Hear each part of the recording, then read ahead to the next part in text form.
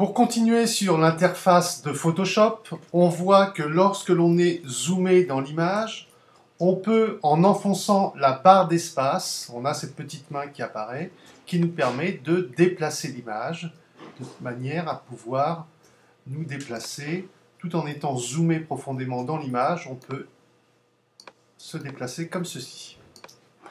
On peut faire apparaître sur l'image des règles graduées au menu Affichage, Règles.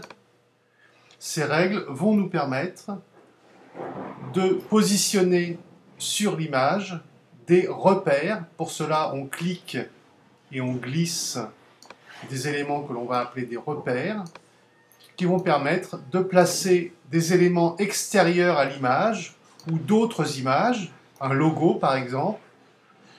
Grâce à ces repères, on va pouvoir placer précisément, parce que ces règles sont graduées, on va pouvoir placer précisément des éléments.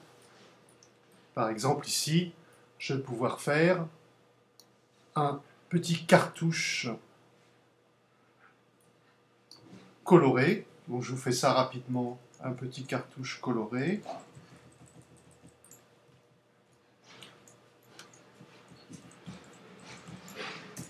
Voilà.